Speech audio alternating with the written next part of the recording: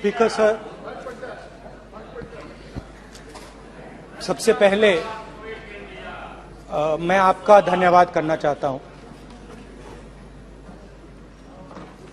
कि आपने मुझे लोकसभा में रीइंस्टेट किया।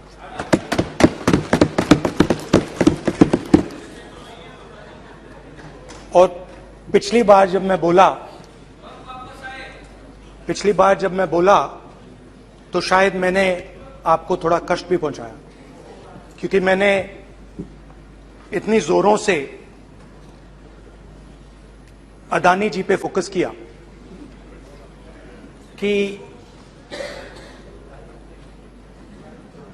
जो आपके सीनियर नेता हैं शायद उनको थोड़ा कष्ट हुआ। तो वो जो उनको कष्ट हुआ,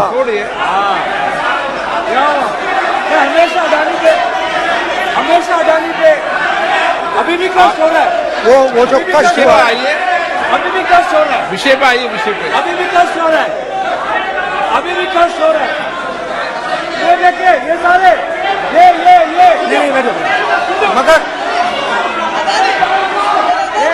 मगर सुनिए ये है। तो वो जो कष्ट हुआ, 1 2 3 4 5 उसका असर शायद आप पे भी थोड़ा हुआ। तो इसके लिए मैं आपसे माफी मांगता हूं, मगर मैंने सिर्फ सच्चाई रखी थी। मगर आज जो मेरे बीजेपी के मित्र हैं, आज आपको डरने की जरूरत नहीं है। डरो मत, क्योंकि आज जो मेरा भाषण है, डरो मत, और आप डरो मत।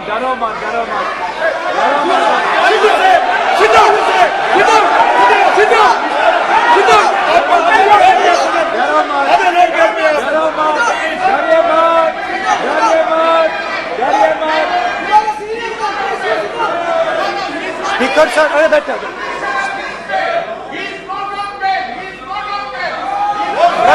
गलत। तो आज कोई घबराने की जरूरत नहीं है। आज मैं अपना भाषण, मेन जो भाषण है, वो अदानी जी पे नहीं बोलने जा रहा हूं। आप छोड़िए, तो आप रिलैक्स कर सकते हैं, आप शांत रह सकते हैं, क्योंकि मेरा भाषण आज दूसरी डायरेक्शन में जा रहा है।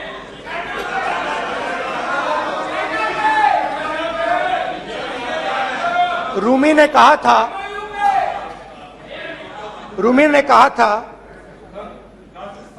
जो शब्द दिल से आते हैं वो शब्द दिल में जाते हैं। तो आज मैं दिमाग से नहीं बोलना चाह रहा हूं, मैं दिल से बोलना चाह रहा हूं।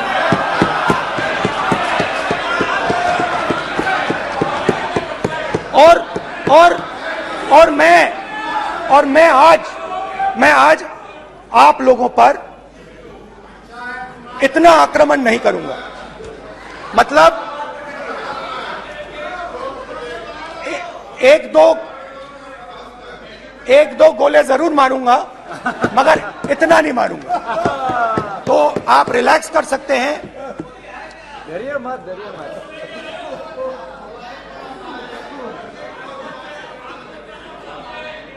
अरे रक्षा मंत्री जी आज संभाल लेंगे आप लोग।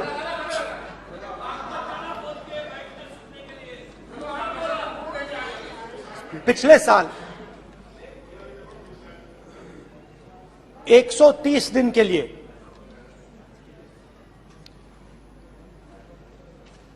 मैं भारत के एक कोने से दूसरे कोने तक गया, अकेला नहीं, बहुत सारे लोगों के साथ।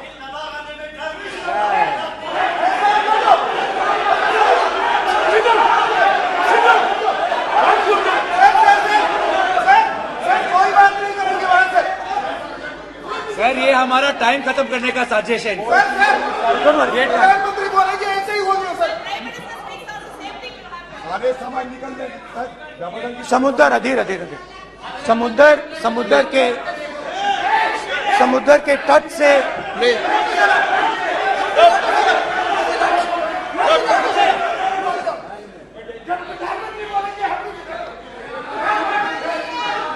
माननीय सदस्य प्लीज प्लीज ऐसे धमकाने का बात की मत बोलो यहाँ पे। यहाँ पे बोलिए, आप उधर भी हाँ प्लीज। मैं समुद्र के तट से कश्मीर की बर्फीली पहाड़ी तक चला। नहीं, लद्दाख को मैंने नहीं छोड़ा। यात्रा अभी खत्म नहीं हुई है, यात्रा जारी है और जरूर लद्दाख आएंगे, घबराइए मत। बहुत सारे लोगों ने मुझसे पूछा यात्रा के दौरान, यात्रा के बाद कि राहुल तुम क्यों चल रहे हो, क्या तुम्हारा लक्ष्य क्या है, कन्याकुमारी से कश्मीर तक क्यों जा रहे हो। और जब वो मुझसे पूछते थे, शुरुआत में मेरे मुंह से जवाब नहीं निकलता।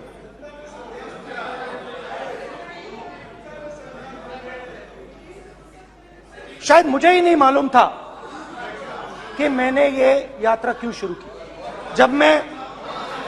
जब मैं कन्याकुमारी से शुरू हुआ, मैं सोच रहा था मैं हिंदुस्तान को देखना चाहता हूं, समझना चाहता हूं, लोगों के बीच में जाना चाहता हूं, मगर गहराई से मुझे मालूम नहीं था।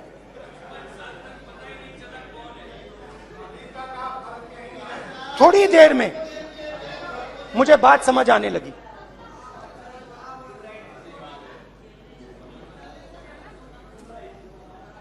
जिस चीज से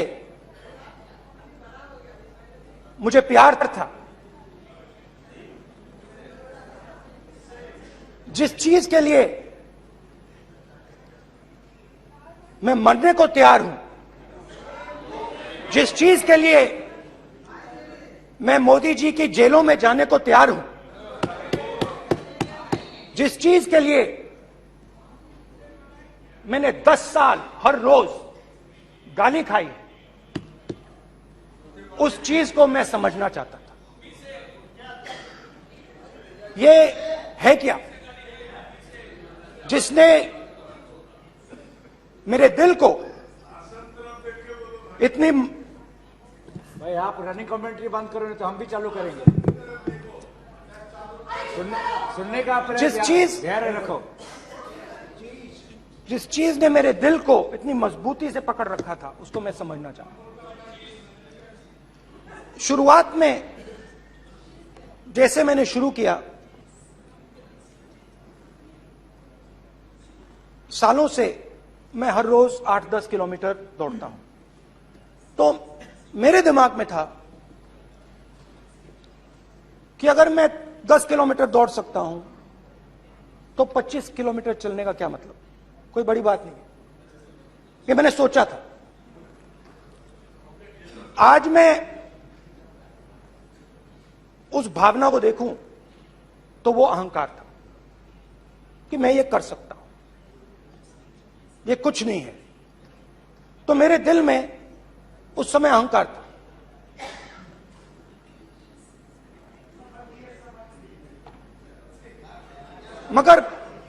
मगर भारत अहंकार को एकदम मिटा देता है, 1 सेकंड में मिटा देता है। तो हुआ क्या, 2-3 दिन में मेरे घुटने में दर्द शुरू हो गया। पुरानी इंजरी थी और जबरदस्त दर्द। हर रोज मैं उठूं और मेरे घुटने में दर्द, हर कदम में दर्द। तो पहले 2-3 दिनों में जो अहंकार था, जो मतलब भेड़िया जो निकला था, वो चींटी बन गई एकदम।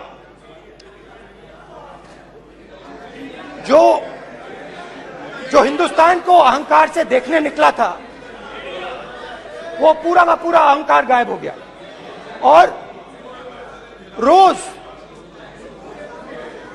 मैं डर डर के चलूं कि क्या मैं कल चल पाऊंगा। ये मेरे दिल में डर था। और जब भी ये डर बढ़ता था, कहीं ना कहीं से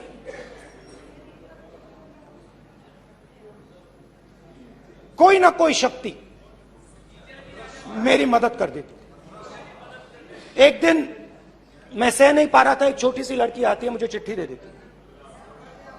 मैंने चिट्ठी खोली, 8 साल की थी, उसमें लिखा था, Rahul, I am walking with you, don't worry.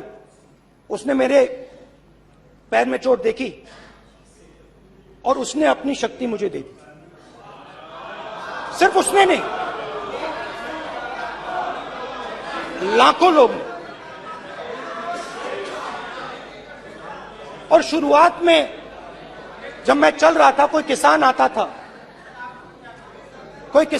था, मैं एकदम पहले उसको अपनी बात बताता था कि आपको ये करना चाहिए, आपको इस प्रकार से काम करना चाहिए। मगर इतने लोग आए, हजारों लोग आए, कि थोड़ी देर में मैं बोल नहीं पाया। जो मेरे दिल में बोलने का डिजायर था, वो बंद हो गया। बोल ही नहीं पाया, क्योंकि इतने लोगों से बोलना था। और एक सन्नाटा सा छा गया, भीड़ की आवाज थी, भारत जोड़ो, भारत जोड़ो, भारत जोड़ो। और जो मेरे से बात करता था, उसकी आवाज में सुनता गया।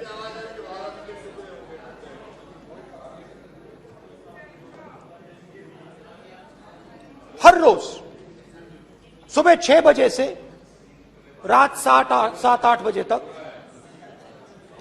आम आदमी, गरीब, अमीर, बिजनेसमैन, किसान, मजदूर, सबकी आवाज।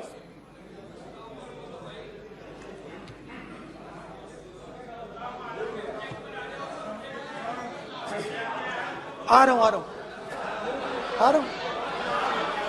आप कल से रुके, अब थोड़ा और रुक लो, 5-10 मिनट रुक जाओ।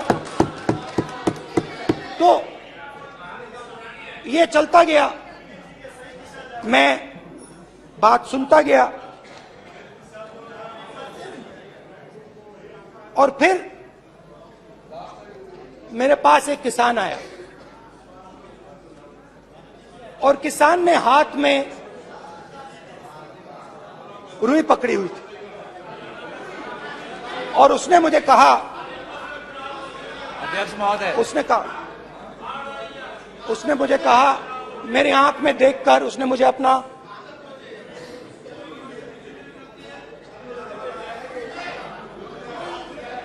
वो रुई का बंडल दिया, और उसने कहा, राहुल जी,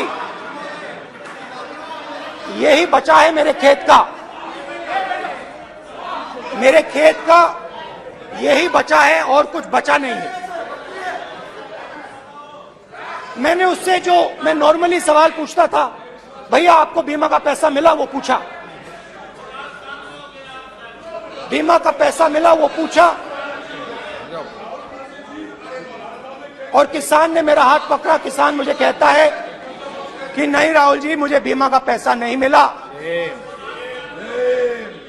हिंदुस्तान के बड़े उद्योगपतियों ने वो मुझसे छीन लिया। मगर इस बार बड़ी अजीब सी चीज हुई। जब मैंने किसान को देखा और वो मुझसे बोल रहा था, तो जो उसके दिल में दर्द था वो मेरे दिल में आया। जो उसके आंखों में शर्म थी जब वो अपनी बीवी से बात करता था, वो शर्म मेरी आंखों में आई। जब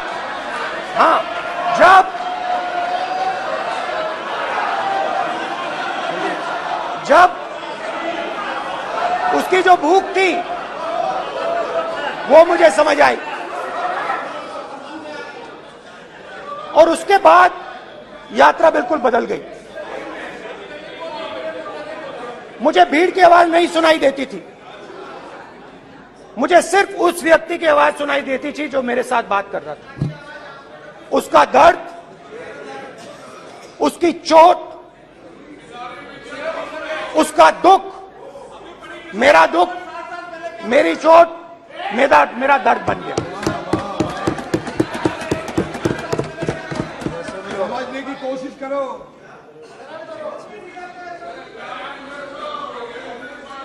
भाइयों और बहनों,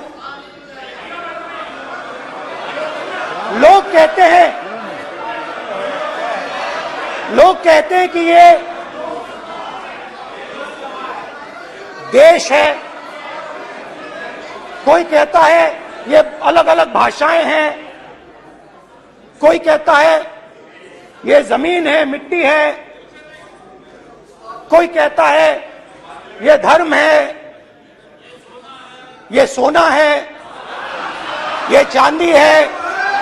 मगर भाइयों और बहनों, सच्चाई है कि ये देश एक आवाज है। ये देश सिर्फ एक आवाज है।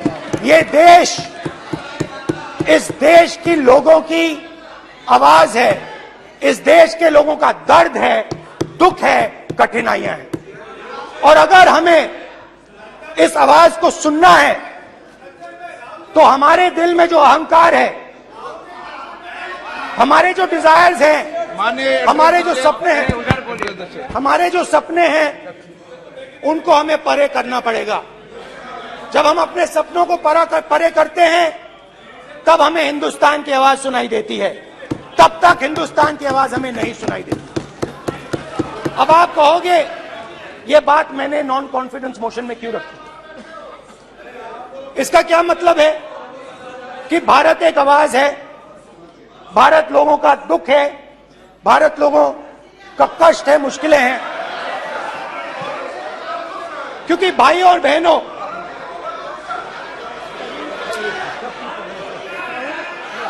अध्यक्ष महोदय, अब पूरा सूद समेत जवाब तुमको मिलेगा, फिर पूरा सूद समेत जवाब देंगे सर। फिर आप हमको मत रोकेगा सर। अध्यक्ष महोदय, फिर आप हमें मत रोकेगा सर। आप हमें मत रोकेगा, फिर आप हमें मत रोकेगा, आप हमें मत रोकेगा, फिर आप हमको मत रोकेगा सर। हम सब देख रहे हैं, सब सुन रहे हैं, आप हमको फिर मत रोकेगा सर। तो स्पीकर सर, भारत एक आवाज है, भारत इस देश के सब लोगों की आवाज है। और अगर हम उस आवाज को सुनना चाहते हैं, हमें अहंकार को, नफरत को मिटाना पड़ेगा। स्पीकर सर, कुछ ही दिन पहले मैं मणिपुर गया। हमारे प्रधानमंत्री नहीं गए, आज तक नहीं गए, क्योंकि उनके लिए मणिपुर हिंदुस्तान नहीं है।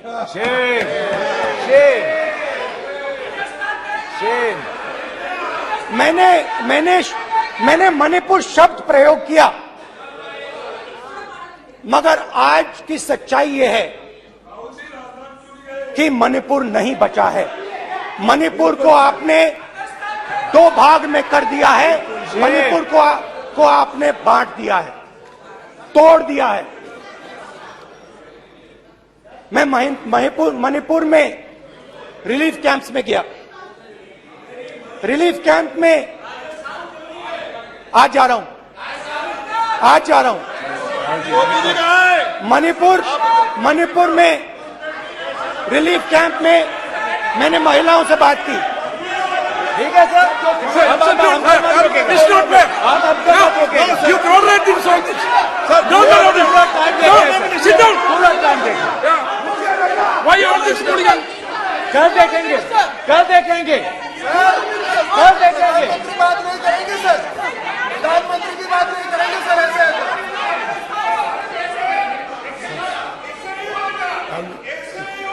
सूद समय मैं जवाब मणिपुर मिलेगा। गया और मणिपुर के कैंप्स में मैंने महिलाओं से बात की, बच्चों से बात की, जो हमारे प्रधानमंत्री जी ने आज तक नहीं किया। एक महिला मुझे कहती है, मैंने उनसे पूछा, बहन क्या हुआ आपके साथ? What's this? एक एक मंत्री बोल रहे हैं, कल आप बोले एक एक मंत्री खड़े होके बोल रहे हैं, एक एक मंत्री खड़े होके ऐसे कर रहे हैं। एक एक मंत्री खड़े होंगे तो पूरे सांसद खड़े होंगे यहाँ पे, पूरे सांसद खड़े होंगे यहाँ पे। बैठे नहीं है, चुपचाप करिए। पूरे सब खड़े होंगे, पूरे सब खड़े होंगे। कल कांग्रेस पार्टी ने पूरा देश खड़ा होगा आपके खिलाफ, तो पूरा देश कल आपके खिलाफ खड़ा होगा। मैं बहुत सारी महिलाओं से बात किया, मगर मैं आपको दो उदाहरण देना चाहता हूं। एक महिला मुझे कहती है, मैंने कहा क्या हुआ तुम्हारे साथ? कहती है, मेरा छोटा सा बेटा, महिला का सम्मान करें प्लीज, ये सम्मान। एक ही बच्चा था मेरा, कोई शर्म कर लो गल मैडम। एक ही बच्चा था मेरा, मेरे सामने, मेरे आंखों के सामने उसको गोली मारी है। मैं पूरी रात, आप सोचिए, आप अपने बेटे के बारे में, बेटों के बारे में सोचिए, मैं पूरी रात उसकी लाश के साथ लेटी रही। झूठ नहीं, झूठ आप बोलते हो, झूठ मैं नहीं बोलता हूं। मैं पूरी रात उसकी लाश के साथ लेटी रही और फिर मुझे डर लगा, मैंने अपना घर छोड़ दिया, जो भी मेरे पास था वो मैंने छोड़ दिया। मैंने उनसे पूछा, कुछ तो लाई होगी? कहती है, नहीं, सिर्फ मेरे जो कपड़े हैं ये मेरे पास हैं। और फिर इधर उधर ढूंढती है और एक फोटो निकालती है और मुझे कहती है, यही मेरे पास अब बची है।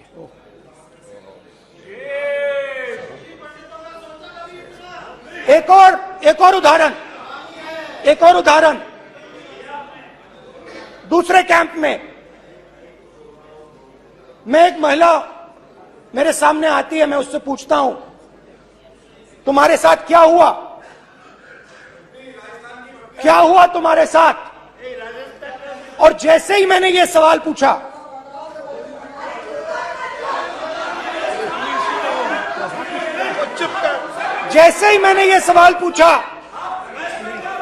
आप महिला का दर्द नहीं सुन सकते, महिला का दर्द नहीं सुन सकते, महिला का दर्द सुनने का आपका धैर्य नहीं है, महिला का दर्द नहीं सुन सकते, महिला का दर्द नहीं सुन सकते।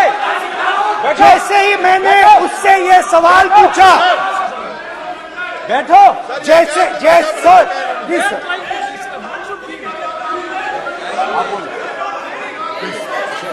शर्म करिए, शर्म करिए। जैसे ही मैंने उससे सवाल पूछा, तुम्हारे साथ क्या हुआ, शर्म नहीं है तेरे को? वैसे ही 1 सेकंड में वो कांपने लगी। उसने अपने दिमाग में वो दृश्य देखा और वो बेहोश हो गई।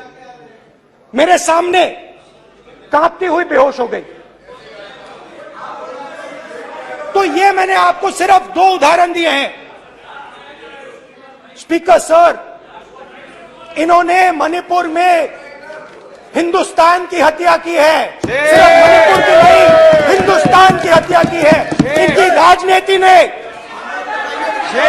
मणिपुर को नहीं, हिंदुस्तान को मणिपुर में मारा है। हिंदुस्तान को कत्ल किया है, हिंदुस्तान का मर्डर किया है मणिपुर में।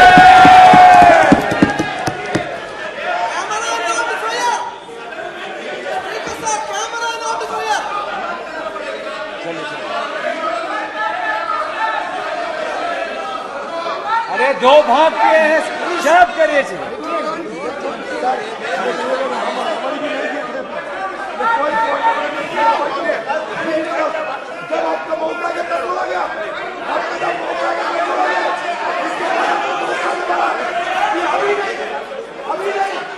मैं माननीय सभी सदस्यों से कहूंगा शांति रखें, प्लीज प्लीज। मणिपुर, हाँ क्या बोल रहे हैं? अब बोलिए। एक अरे भाई क्या बात है?